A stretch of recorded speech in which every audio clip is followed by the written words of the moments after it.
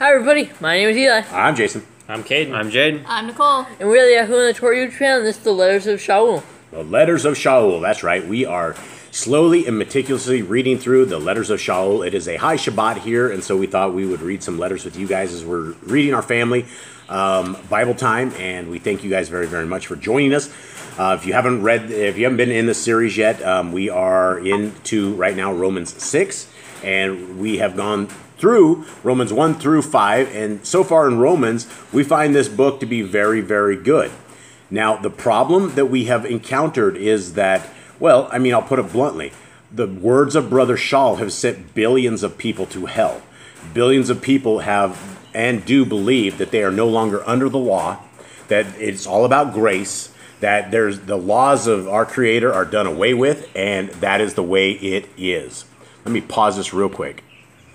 So here we will begin with the Romans 6, and we are going to see if we are able to find if there's things that are against the Torah.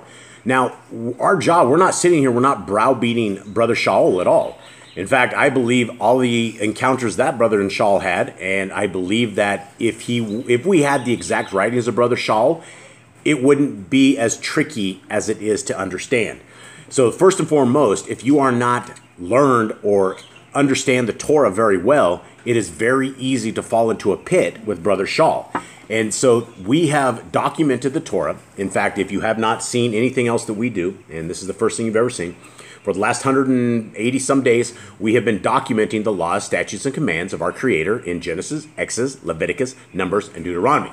One thing people should understand is that our brother Shaul was learned in the Talmudic Jewish customs. In fact, he had an extra 25 other books that he put in there. And when we started reading some of the things in Titus, it talks about deacons. When we are talking about things in Timothy, he qualifies widows being 60 years old and adds a whole bunch of other qualifications to them that we've never heard.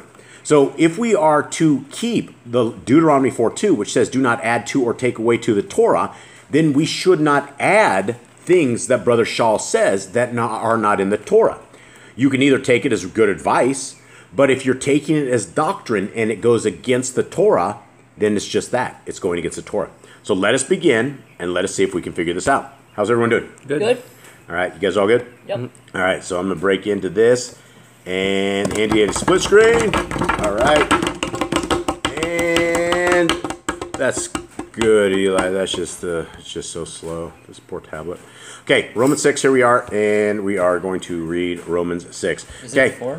Huh? Are we reading Romans 4? It's Romans 6. We made it through Romans 5. Did you not remember that? Did you, No, I did not. Have you passed out last time? Did you follow? I was wondering if you were actually paying attention. But yeah, that was what we had. Everyone with me? You guys remember reading Romans 5? Yeah. Everyone except Cade? Great. Okay, here we go. Romans 6. What shall we say then? Shall we continue in sin that grace may abound? Never.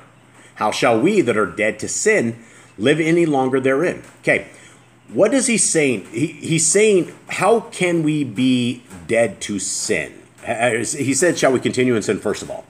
Shall we continue in sin? No. Why wouldn't we continue in sin, gentlemen? Because that's breaking the Torah. That's breaking the Torah. It's breaking the laws of our Creator, and we should not live in sin. How do we know what sin is, Eli? By breaking the Torah, it's what sin is. That's what sin is, but how do we know what sin is? By the Torah. By the Torah, yes. Okay, so right out of the gate, he says, shall we continue in sin and let grace abound? Do you believe, after reading the Torah, that there is grace if we're not in the Torah? Anyone? No, because you wouldn't need grace from breaking the Torah if you're not following it.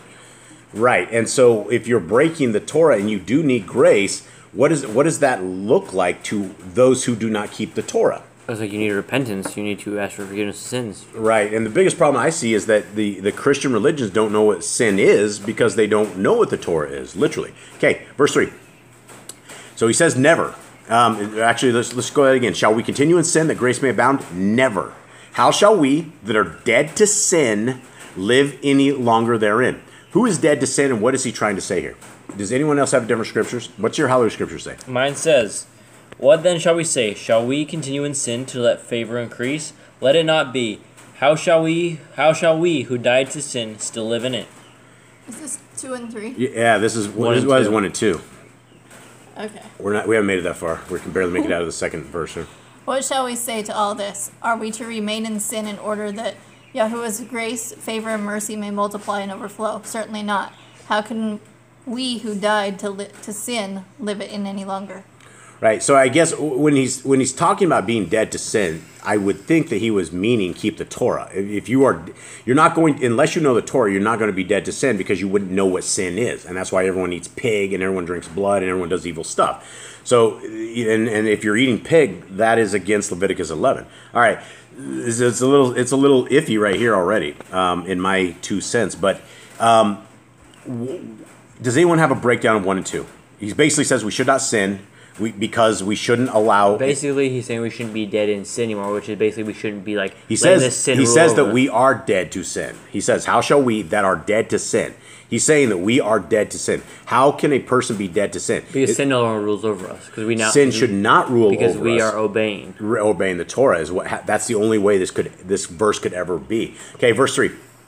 Know ye not that so many of us, as were baptized into Yahushua HaMashiach, were baptized into his death? Therefore we are buried with him by baptism into death, that like as Mashiach was raised up from the dead by the glory of the Father, even so we also should walk in newness of life. For if we have been planted together in the likeness of his death, we shall be also in likeness of his resurrection. Knowing this, that our old man is crucified with him, that the body of sin might be destroyed, that henceforth we should not serve sin. Okay? This is all essentially saying that you need to keep the Torah so far. This is why the writings of Paul are extremely confusing. Verse 7, for he that is dead is freed from sin. Now, is he talking about being physically dead, or what kind of dead is he talking about? I think he's talking about physically dead here. I don't think he's talking about physically dead. I think he's talking about since we are dead, because he's talking about the being dead like Christ was, right? Mine says, for he who has died has been made right from sin. I think he's talking about those who have died in Mashiach, is what he was speaking of. What does yours say? Mine says, for when a man dies, he is freed, loosened, and delivered from the power of sin among men. So maybe he is dead. I don't know. So I guess you would be dead, but if you are dead and you haven't kept the Torah, you're in deep waters. Okay?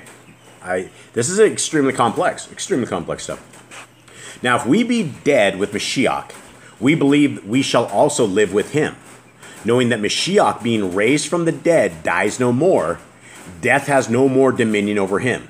Okay? For in that he died unto sin once, but in that he lives unto Elohim. Okay, so he says he died unto sin once. What are we saying here? He's saying sin, we died to sin. Basically, sin no longer should exist in us because we now believe in Yahushua. For in that he died, and so this is what's saying, that Mashiach died. He died unto sin once. What does that mean? That means he killed sin. That means that when he was hung on the tree or the stake or whatever it is, that he took the sins of the world upon him, right? So that he died with the sins of the world on top of him, like an innocent lamb, right? Like an innocent being. He died for our sins. But in that he lives unto Elohim. So anyone have a rough on that one? But the life he lives to God, is what that says in NIV. So he lives life to Elohim. If he's going to live his life to Elohim, he's going to live it through the Torah. Yeah, there's nothing else. We don't know anything else except the Torah. Okay, verse 11. Likewise reckon ye also yourselves to be dead indeed unto sin, but alive unto Elohim through Yahushua HaMashiach or Adonai. So basically, you're not going to die to sin anymore if you have Yahushua. But what happens when you break the Torah and you are living in sin? That's what he said. That's why you can't be dead. And when you break the Torah, you are now dead to sin. You need to be dead to sin. Well, let's just continue on. Let's see what he says. Verse 12. Let not sin therefore reign in your mortal body, that ye should obey it in the lust thereof. Okay, so right out of the gate, he says that we should not let sin reign in our mortal body. How would you let sin reign in your mortal body, Eli? By not keeping the Torah. Yeah. By breaking the Torah. Yeah, that you should obey it in the lust thereof. Yeah, this is all Torah based. 13. Neither yield ye your members as instruments of unrighteousness unto sin, but yield yourselves unto Elohim, as those that are alive from the dead, and your members as instruments of righteousness unto Elohim. Okay, does anyone have a better translation, Jade? Yeah, that's 13. It says, neither present your members as instruments of unrighteousness to sin, but present yourselves to Elohim, as being alive from the dead, and your members as instruments of righteousness to Elohim. Okay, that So makes basically sense. it says, be like a servant to Yahuwah, be like an instrument for him, and not something for sin. Right. All right, now it's about to get a little wild here, folks. Let's see if we can figure this out. For sin does not have dominion over you, for ye are not under the law, but under grace. So I think he's talking about the law of sin. I mean, I think he's talking about more of like you're not under sin anymore. Like sin doesn't rule over you. I understand what we think it says. He says, for ye are not under the law, but under grace. And then he repeats it. Let's go to 15 real quick. What then? Shall we sin because we are not under the law, but under grace? So here's something important to note here in the Holy Scriptures. When they're referring to the Torah, they say Torah. Here it just says law, strictly says law. Yeah, so what can we make of him saying that we are not under the law? We are not under the law of death. We are The spiritual death? the spiritual death, or the spiritual death, where we sin and we have when you go to Judgment Day and you sin before Yah, you're no longer perfect. Now we have Yahushua, where we can plead His These blood for verses forgiveness. have damned many, many, many people to hell. Many people. I've heard this all my life is about the grace, grace, grace. And and he clearly says, because we are not under the law. And they capitalize law in this Mine's version. not capital. This one's capitalized. In Sefer, he capitalizes it. Stephen Pidgeon says that law is this. Yeah, but Mine has parentheses after that says as slaves. As slaves. Yeah, so what could Paul possibly mean here? so because mine's not, it doesn't say Torah or isn't capital law. I don't think it's talking about the Torah itself. Okay, it says, for sin does not have dominion over you. How can sin not have dominion over you? When you're not sinning, when you are mastering sin. Right, when you have mastered sin, and it is not, you're not, I think what he meant to say, for you are not under the penalty of breaking the law, right? Right, But you're under grace. You have grace to save you. And that was the grace of Mashiach, and is that we should do that. So what do we make of 15? What then? Shall we sin because we are not under the law, but under grace? So basically, he's saying you shouldn't sin just because you have a chance out of like you have repentance doesn't mean you should go sin. This is like somebody taking a perfect sacrificial lamb, going and getting their sins with a priest, and then going right back out and committing fornication Doing with the another same woman. Yeah, the exact same thing thing. Right over the words. And then coming back, taking another sheep and having it killed. That kind of a thing. So do we have, what do we make of this? I don't think These are hard words. I don't think he's saying not to follow the law. I think he's saying that we should still follow it. We shouldn't sin because sin is breaking the Torah. So it's obviously different things. You gotta remember, sin is transgression of the Torah, and that's what he knows sin as. Right. So when he says, should we go sin, he says, do not sin, so do not break the Torah. Yeah, and he says this over and over, but then you get into the verses like this, and the Christians will hang their entire hat, they'll hang their soul on these verses. I think he's saying basically you don't have to die anymore. So basically, since you don't have to die a spiritual death to go to hell, you basically have a chance to live. Should you go and sin just because you have a good chance out? No.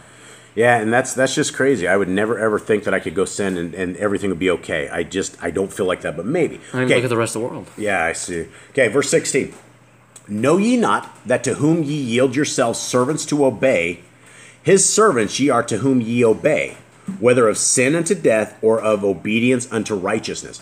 So he says right there, if you guys thought that 14 and 15 were that you don't have a law, then he just basically blasted himself out at the next thing, because he says you yield yourselves, you are servants to who you obey. You're either going to be a servant of Hasatan or you're going to be a servant of Yah. And it's you either have obedience unto righteousness or you have disobedience unto unrighteousness. Okay, so that you have to, when you're dealing with the words of Paul, you have to look at everything in context, and it can't be out of that. Okay, 17. But Elohim be thanked that ye were the servants of sin, but ye have obeyed from the heart that form of doctrine which was delivered you. Being then made free from sin, ye became the servants of righteousness. See, these are the Christian tripping points, right? Yeah, they don't think they have sin, right? That's why they can eat their bacon, they can bless their bacon. Righteousness is following the Torah. See, he's talking about the Romans here. You got to remember this is also to the Romans. Right, absolutely. So he's telling, because the Romans didn't have the Torah before, so he goes, you guys are no longer, because they didn't follow the Torah, he goes, you guys are no longer under sin, you guys are no longer breaking the Torah, so now you guys are righteous. Yeah, and that is a very, very good point. We are not We are not talking to us. You are not a member of the ecclesia in Rome. Paul is not talking directly to you, and so if you want to make this your doctrine, it's very dangerous. You got to understand what was happening you there. have to understand. You have to this. be there at that time point. Right. It's about eating the chicken, tossing out the bones, and eating the meat, and so you got to do that with Paul. All right, that's 19. Yes. I speak after the manner of men because of the infirmity of your flesh. For as ye have yielded your members servants to uncleanness and to lawless deeds, even so now yield your members servants to righteousness unto holiness. Mine says lawlessness, or says lawless deeds. Mine says lawlessness. So this would be Torah-less deeds. And if you do not keep the Torah, then you will be lawless. You will be lawless. You're a lawless individual. Okay? 20. For when ye were the servants of sin, ye were free from righteousness.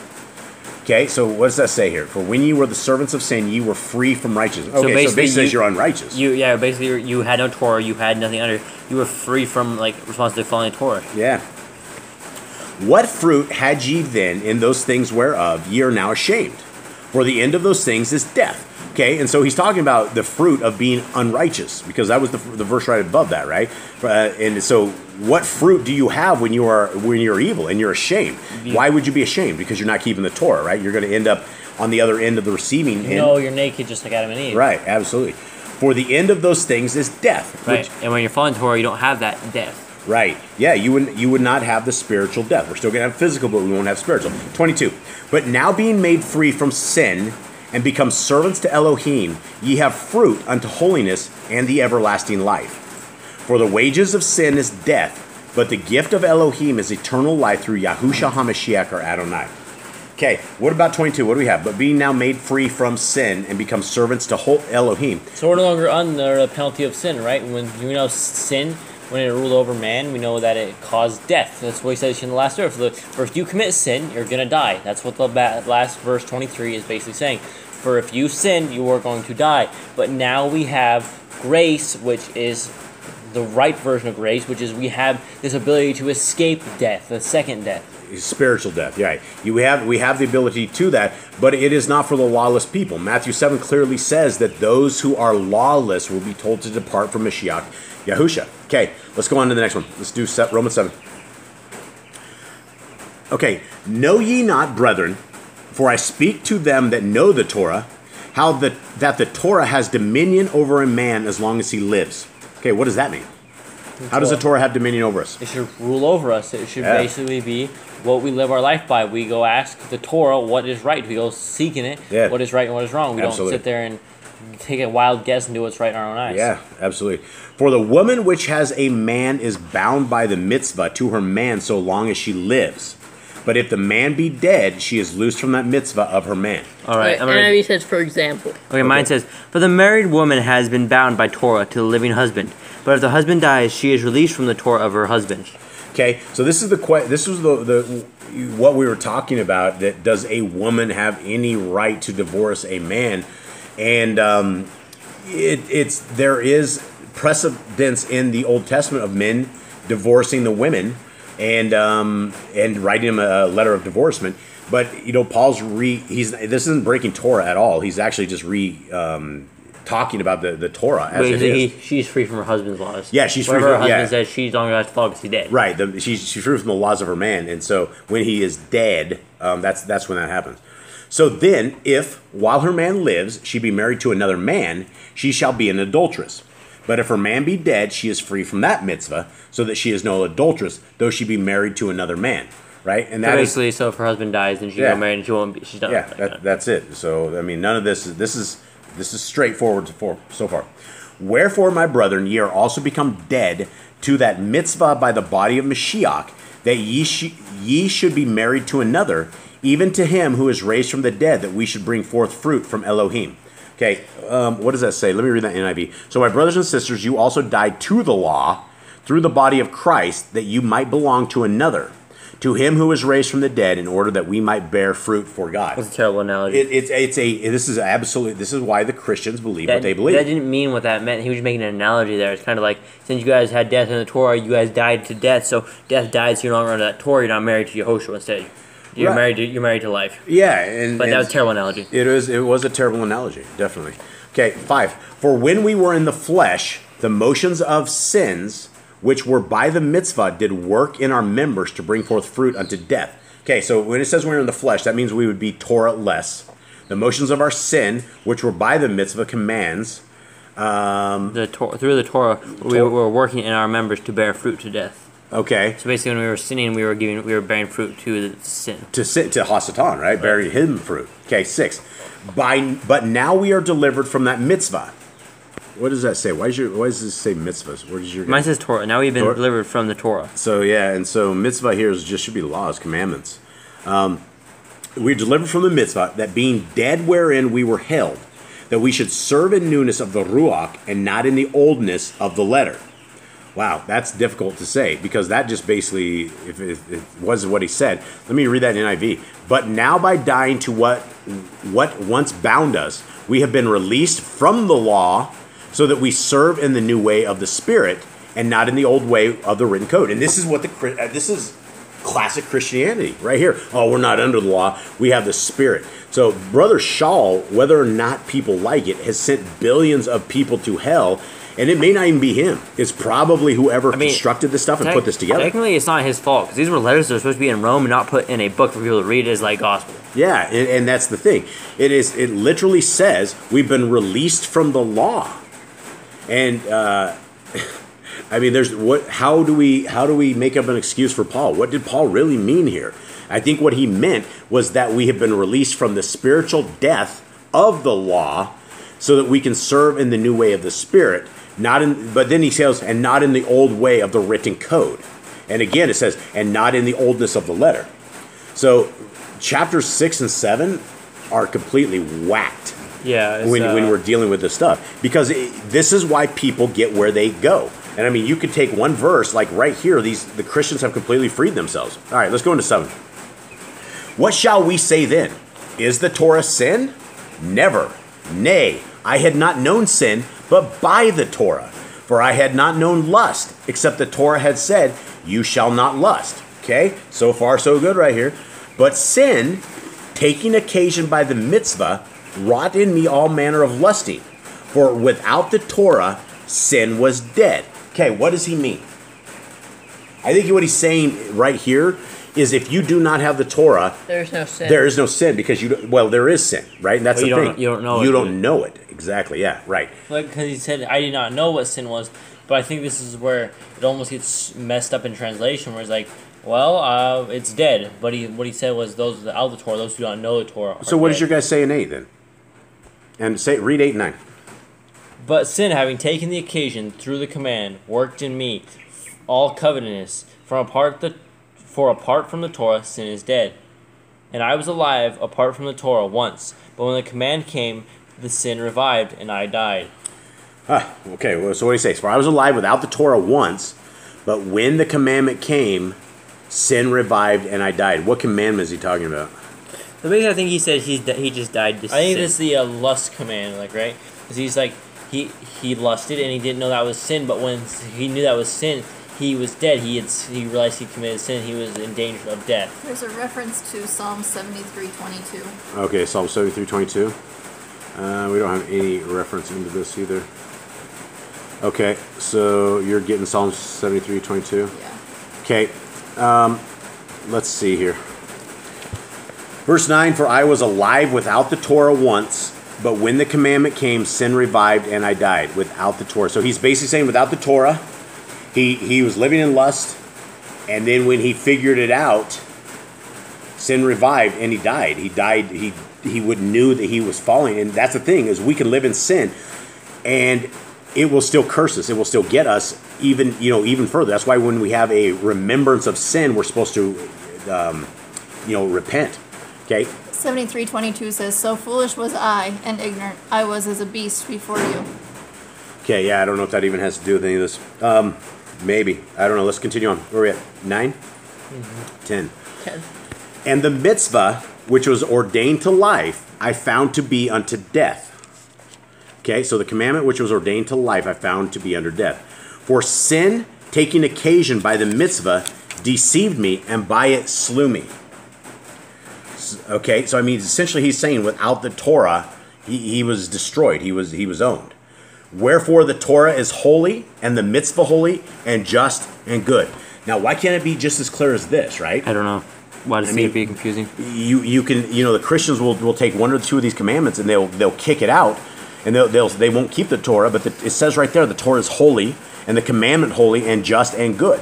Okay, if it's just and good, that means we should be keeping it, right? Okay, I don't know, Paul. It's not very clear. 13. Was then that which is good made death unto me? Never. But sin, that it might appear sin, working death in me by that which is good, that sin by the mitzvah might become exceedingly sinful. Wow, that's Anyone have anything else? Therefore, has that which is good become death to me? Let it not be. But the sin, that sin might be manifest, was working death in me through what is good, so that sin through the command might become an exceedingly greater sin. Okay, so I think what he's saying is he's saying once you know the Torah, then you understand the level and gravity of the sin, and it becomes exceedingly sinful because you know how evil it is in the sight of Yah. Okay, these are hard to understand. 14. For we know that the Torah is of the Ruach, but I am carnal, trafficked by sin. Okay, so he says right there that sin controls him. The Torah is of the Ruach, but he says he is evil, trafficked by sin. I don't know what that means. I don't know what exactly Paul was into that we would have this, but I mean, there's obviously something that he had going on that he's trafficked by sin. I mean, if you're trafficked by sin, that means you're into all sorts of stuff, right? If you're trafficked, that means sin has control of you. You're a slave to sin. That's the NIV says slave. Is that what it say? Oh, okay, slave to sin. Yeah, all right. 15. For that which I do, I allow not. For what I would that I do not, but what I hate that I do. Sound like Dr. Seuss. It sounds like some guy who's living in sin that can't get rid of the sin he's in. I don't know. It says, for that which I do, I allow not. For what I would that I do not, that do I not, but what I hate that I do. So he's living in sin and can't get out of it or something? I don't know exactly what that is. What do we have? I do not understand my own actions. I do not practice or accomplish that I wish, but I do the very thing that I loathe. Ah, well, he's living in sin. I mean, Paul needs to keep the Torah. Okay, let's continue on. If then I do that which I would not, I consent unto the Torah that it is good. Wow. Okay, and what NIV says, and if I do what I do not want to do, I agree the law is good. Okay, so he's saying that if he doesn't sin, that the Torah is good. Well, yeah, that's the point, right? That's the point. And the Torah is always good unless you're on the other side of it and you're sitting there snacking on your bacon bits and you're going to end up having to account for that. 17. Now then, it is no more that I do it, but sin that dwells in me. What?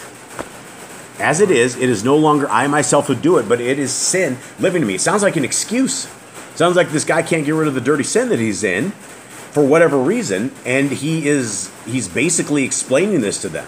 So, that's strange because, I had a brother that was telling me that Paul kept the Torah like to a T, but it doesn't sound like it. It sounds like he's having some issues. And, this is the Christians. The Christians do not believe that they cannot live in sin. And we're not saying we're sinless. We're not saying we do not sin. We sin like everybody else. But if you're consciously sinning to the point that you know you're doing evil and that sin has control of you, then you're definitely on the wrong track. And we should not be doing this. Okay, 18. For I know that in me, that is, in my flesh, dwells no good thing. For to will is present with me, but how to perform that which is good I find not. So again, he's saying that he cannot get rid of these, whatever the hidden sins are or the problems in his life, right? And is anyone with me? Can you pay attention on this? I need all of you guys here. This is hard stuff to figure out here. Okay, so what does it say, Jade? What does yours say? 18. It says, for I know that in me, that it is in my flesh, dwells no good. For to want is present with me, but to work the good I do not find. See, I don't understand that. He can't do good? I don't know. No, is man's flesh good? No. Is the heart of man good at all? No. No. It's wicked. It's completely wicked, and we will find evil stuff to do. Maybe that's what he's saying. Maybe he's not admitting to living in sin. I don't know. Mine says, "For I know that nothing good dwells in me, that is in my flesh. I can will what is right. I can will what is right, but I cannot perform it. I have the intention and urge to do what is right, but no power to carry it out." I don't know what this guy was into, but it doesn't sound like this guy was extremely holy. And I know everyone's going to yell at me, and everyone's like, well, I'm just reading it, and this is what it says. It says he cannot figure out how to... He can't do good. He says he does evil, and he can't stop himself. What can you fall into that you're doing this kind of stuff? I don't know. Okay, 19. For the good that I would, I do not, but the evil which I would not, that I do. Wow. Why does he sound like Dr. Seuss book? Man? Why does he sound like every Christian? They're like, oh, we can't keep the Torah. Nobody can keep that. Here's my bacon, right? That's what he's. I don't know what he's saying. Read mine. It says, "For the good that." All right, so we just had a slight difficulty and things just broke up. But let's continue on with this thing. Let's go over 19 again. For the good that I would, I do not, but the evil which I do not, that I do. Nicole, you had a different version of that, or you had a different. This one says, "For I fail to practice the good deeds I desire to do, but the evil deeds that I do not desire to do are what I am doing." Yeah. So he can't stop sinning. Like he wants to do good, but he can't. Like for some reason, he decided Rome was gonna be his confessional. Yeah, this is interesting. Okay, now I guess a Christian. You know, this is the God of the Christian church, and this is their man right here. So I guess they are just like him. Okay, 20. Now, if I do that I would not, it is no more I that do it, but sin that dwells in me. Well, yours is so hard. And if I do that which I do not want, it is no longer I who work it, but the sin dwelling in me. He's almost saying like he can't control he's sin. getting Ratatouille, like where he's getting controlled by sin. Yeah, it's very very weird. This is what we don't want to be. We don't want to end up like this. Okay, 21. I find then a rule that when I would do good, evil is present with me. Okay, what is your say? I find therefore this law, that when I want to do good, that evil is with me. Okay, this dude cannot do good. I got it. This dude keeps well, sinning. there's something. He's got some horrible thing that he's does into. something in the closet. Yeah, definitely in the closet, something or the other. Okay, for I delight in the Torah of Elohim after the inward man. But I see another law in my members, warring against the Torah of my mind and bringing me into captivity to the law of sin, which is in my members. What in the world sin did this guy have? I need to go read another book after this to understand this. What kind of life did this guy live? Maybe trying to talk about repent for past sins. Maybe. I mean, were drugs available back then like this? I don't know if he's got drug addiction. Are drugs technically a sin? Maybe he can't stop with the women. Maybe he's a womanizer or something of the sort, and he can't stop dealing with beautiful women or something of the sort. There's something that is plaguing this guy hardcore that is talking about. Okay, so what does your guys say? 22 and 23. For I delight in the Torah of Yahuwah according to the inward man. But I see another law in my members, battling against the Torah of my mind and bringing me into captivity. Members, I think he's talking about a body part. Members. I think he's like either a womanizer or has some other issues of that nature. Bring me into captivity, the law of sin, which is in my members. Okay. So his he can't get out of sin. Whatever this guy has going on. He likes bacon in his stomach's fighting. I don't think he's fighting bacon. I'm going to read you what mine says in 23. Yeah, please do. But I discern in my bodily members, in the sensitive appetites and the wills of the flesh, a different law, rule of action, at war against the law of my mind, my reason, and making me a prisoner to the law of sin that dwells in my bodily organs, in the sensitive appetites and the wills of the flesh. Okay, so he's either into fornication or he's like maybe possibly some sort of drugs or something. I don't know. This sounds like, I mean, if this sounds like the mind of somebody who's battling some sort of an addiction, and whatever addiction it is. And we're speculating, guys. Don't hate us on this. We're reading it, trying to figure out what is going on. We don't have a book like this where Moshe goes, man, I just can't get rid of the women. There's Moshe or something of the sort. You're like, wow, Moshe, you know the Torah. Well, it's hard. It's hard to do it. The sin is just there. Sin's in me, and I can't do good. Beautiful women, I just can't do it. So there's a problem here, or there's a problem. And if this is the God of the Christian church, this is the problem. He's got some issues. Okay, let's go on into this. O wretched man that I am, who shall deliver me from the body of this death? I thank Elohim through Yahushua HaMashiach or Adonai. So then, with the mind, I myself serve the Torah of Elohim, but with the flesh, the law of sin. Wow, he literally said he serves two gods. He does say he serves two gods. Does yours guys say this? He says, it said the exact same thing. Thanks to Yahuwah, through Yahushua HaMashiach, our Adon. So then, with the mind, I myself truly serve the Torah of Yahuwah, but with the flesh, the law of sin. So there's that law, that lowercase law. Yeah, and this one is uppercase law, but then let's read the NIV. That helps out. Thanks be to God who delivers me through Jesus Christ our Lord. So then I myself in my mind am a slave to God's law, but in my sinful nature a slave to the law of sin, which would be correct. If you are breaking Torah, you are a slave to sin. You're a slave to Hasatan. He has some issues, it seems like, and he had nobody help him out, so he decided to take the people he was teaching and confess to them. He needed to get married. He should have got married, is what he should have done. He should have got married, settled down with a wife, and he could have bypassed some of the stuff he's doing. And if that's even the sin, I just can't envision what kind of sin back in the days that you could be into. I mean, I do not know. Okay, Romans 8. Let's do this. We'll do this last one. This is very confusing. Hopefully we're not confusing anybody out here. We're just reading it as it says, trying to get through this, and trying to find out if there's any things outside of the Torah. And I don't think it's this outside of the Torah. He says the law is gone, that's crazy, because it says the law is good for all generations, for all time. That's the only thing I can see. Other than this seems like a confessional that he's explaining that he's got a lot of issues. And he definitely needs Messiah Yahusha, but he needs the Torah. But this guy knew the Torah, so I don't know. Maybe everyone's going to yell at us and say, you guys don't understand Paul." I don't know. Let's go. Romans 8. There is therefore no condemnation to them which are in Mashiach Yahusha, who walk not after the flesh, but after the Ruach. That's what it says again. This is what the Christians have told me for years and years and years. There's no condemnation to them which are in Mashiach. You're not in Mashiach if you're sinning. Yeah, well, that's what they don't understand. That's what it says down at the below. Because he's talking about before, those who are under the sin of the flesh, which is sin, then you're not in Yahushua HaMashiach. I'm sure there's a good meaning to all of this. I'm not finding it, though. Let's keep on. For the Torah of the Ruach Kaimim in Mashiach, Yahusha has made me free from the law of sin and death. Okay, so again, that's great. Well, okay, so what does your guys say? For the Torah of the Ruach of the Kai in Yahushua HaMashiach has freed me from the law of sin and death. Okay, and I don't think it's freed him from the law of sin. The Torah isn't the law of sin, it's the Torah of opposite of sin. When you break it, then you're sinning. Then you're right, that's true. That is true. All right, I'm there. All right. 3.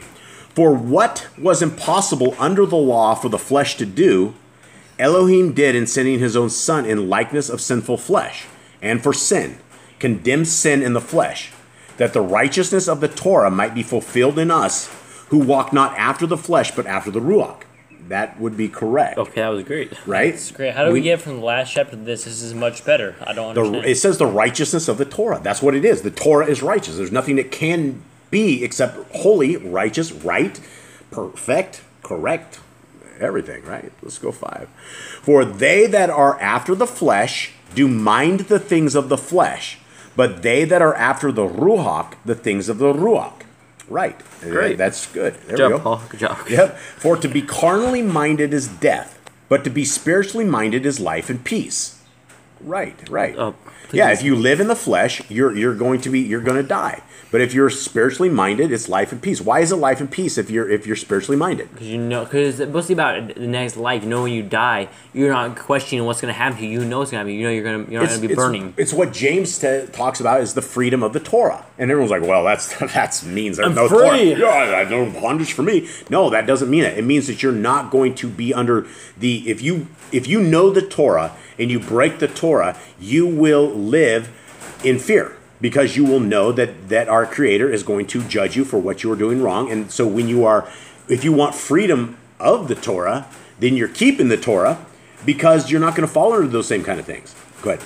I was just thinking, what if Romans 7 was a letter to him from somebody from the church? They were saying they had the sin, and then now he's responding back to them. I know that's probably not what it is. I don't know. But no, because they're talking about other stuff like you're not under the law and stuff in English. Should we get rid of the law? No. Maybe there is two letters combined here. I mean, I wouldn't follow a preacher that I knew had some sort of issues like this. Like, man, I live in sin. I can't get rid of it. I'm stuck in this thing. You're like, okay, well, let's get rid of the sin. What do you need to do? What's the sin, right? If you're a fornicator and an adulterer, let's get you married, right? Let's stop that sin. Let's get you married. Let's get a solid wife, and don't cheat on your wife, and that's the way you could be. I don't know what the sin would be. Okay. 7. Because the carnal mind is enmity against Elohim, for it is not subject to the Torah of Elohim, neither indeed can it be. That actually makes sense, right? Mm-hmm. Because the fleshly mind is an enemy against Yah, because it's not subject to the Torah, because you don't care about the Torah. It's not your boss, per se. So when they that are in the flesh cannot please Elohim, absolutely, right? We cannot. Make him angry. Yes. But ye are not in the flesh, but in the Ruach. If so be that the Ruach Elohim dwell in you. Now, if any man have not the Ruach Mashiach, he is not his. Okay, and so basically, if you do not have Mashiach Yahusha, then you do not call upon the name of Messiah Yahusha, you're in trouble. Okay, and if Mashiach be in you, the body is dead because of sin, but the Ruach is life because of righteousness. And again, that's the Christians like, well, I can't sin. I got the Spirit. I got the Holy Spirit. I have Jesus Christ, and I cannot sin. And if I do sin, then I can just, I just have to ask for forgiveness. That's the way it is. It's all about grace. Yeah, pray it away. Okay, 11. But if the Ruach of him that raised up Yahusha from the dead dwell in you, he that raised up Mashiach from the dead shall also quicken your mortal bodies by his Ruach that dwells in you. And that shall also give life to your mortal bodies. Okay, yeah, absolutely. And that's good. Therefore, brethren, we are debtors, not to the flesh, to live after the flesh. For if ye live after the flesh, ye shall die. But if ye through the Ruach do mortify the deeds of the body, ye shall live. All right, what does your say on that? 13. Anyone? It says, for if you live according to the flesh, you are going to die. But if by the Ruach you put to death in the deeds of the body, you shall live. Okay. Well, there he is. And that's what he needed to do in the last chapter, is whatever sin that he was in, if he recognizes it, he's got to deal with it. He tells us how to do this, but he said he couldn't. Yeah, I know. He says he can't over and over. How can you not stop? Somebody writing to him. Somebody writing to him? Or he could just be a womanizer. I mean, you don't know. And okay, here we go. 14.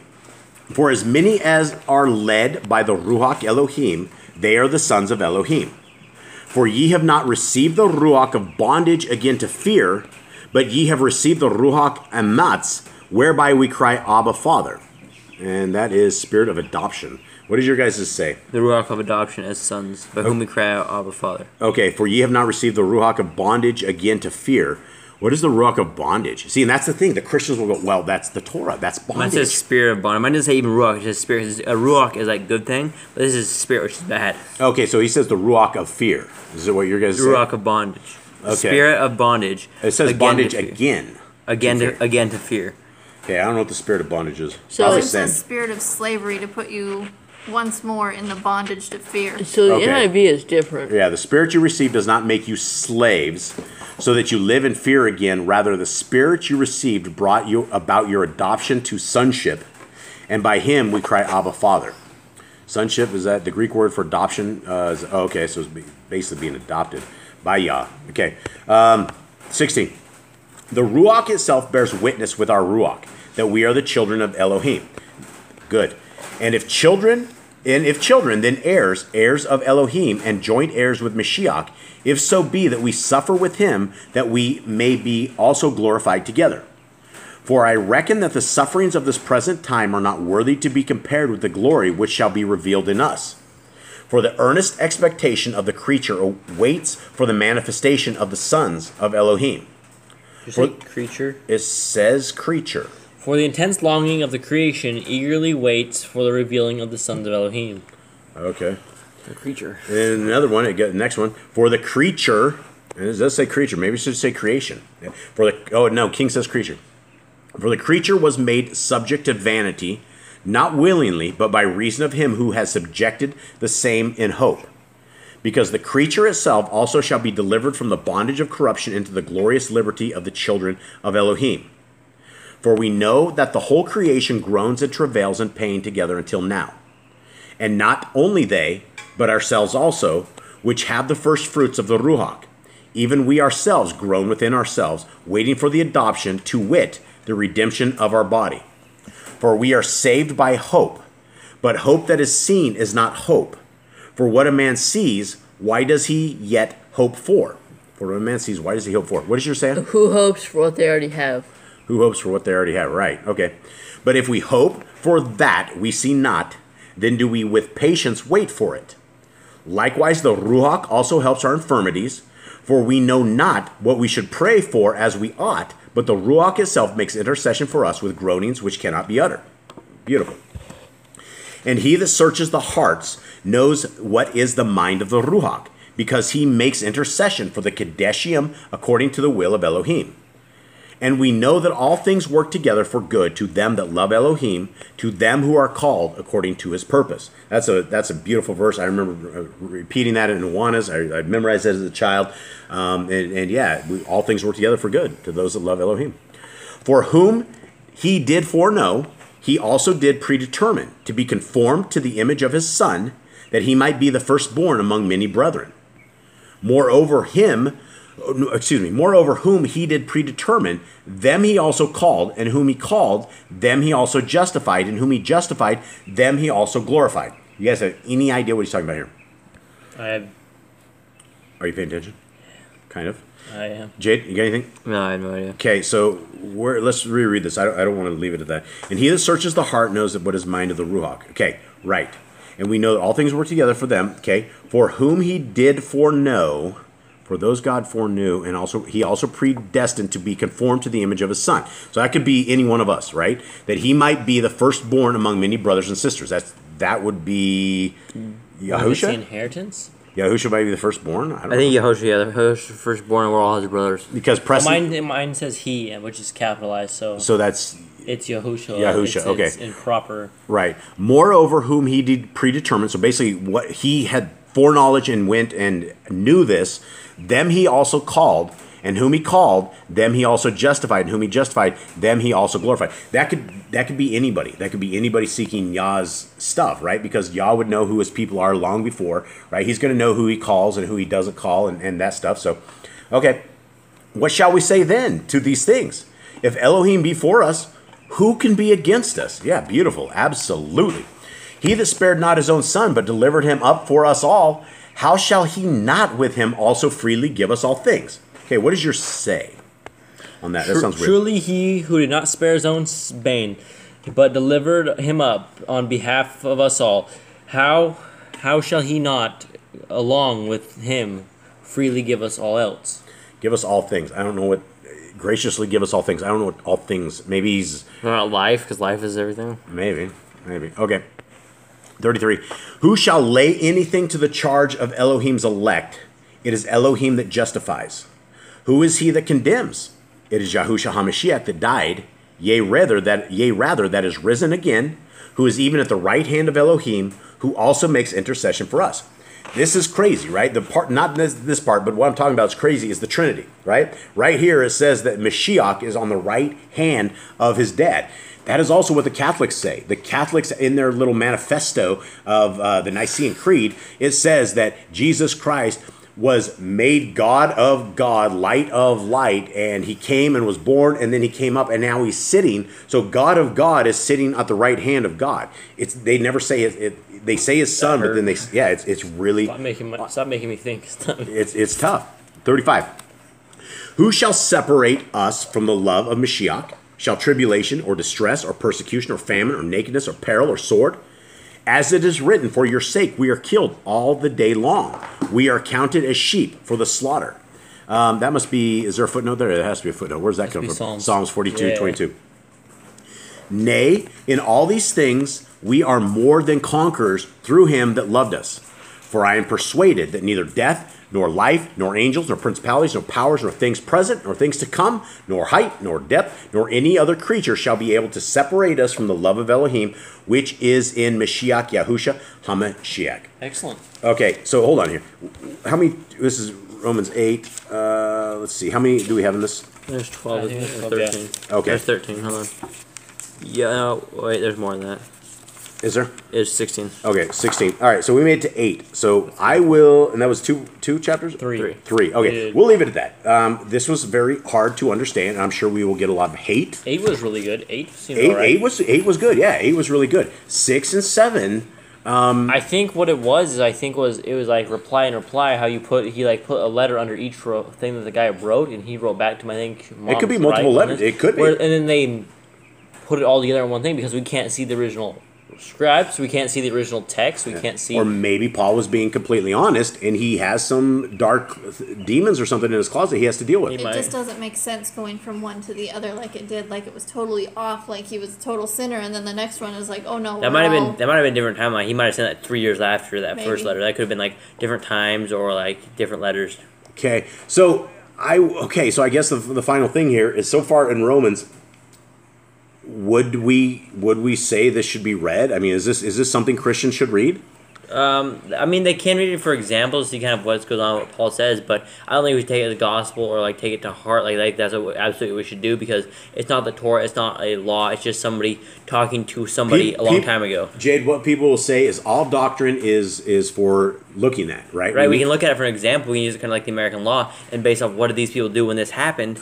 But other than that, we shouldn't take that to we should actually do it like that. Where is our line in the sand? Our line is: does it add or take away from the Torah? Yeah, does it add or take away the Torah? Does it complement the Torah? Does it do anything negative to it? And the problem here is that chapters 5 and 6, or 6 and 7, are very hard to understand. And like Peter said, Paul's writings are very hard to understand. And you have to be based in the Torah to get through this, because if you ever think that the law is gone or that you don't do it, and I think a lot of this may be lost in translation. When he says you're free to the law, did he really say you're free to the law, or he says you're not under the law, or did he say you're not under the curse of the penalty of breaking the law? Which, I guess, the Christians think once saved, always saved. You can never, get unsaved, and that's not biblical or anything of the sort, but I see right now why the Christians believe everything that they believe, and it is very hard to comprehend this with Paul. So we will leave it at that. We will thank you guys very much. We love you guys. Please don't hate us. We're simply reading this, speculating on this stuff. If your deity is the brother Shaul, that's a problem. There's only one Elohim under heaven and earth, and it's capital E, it's Yahuwah, and his son is Yahushua HaMashiach, and his son is going to be our king. And so we need to be keeping the law, statutes, and commands for all times. Thank you guys very much. Much love. Shalom. Shalom.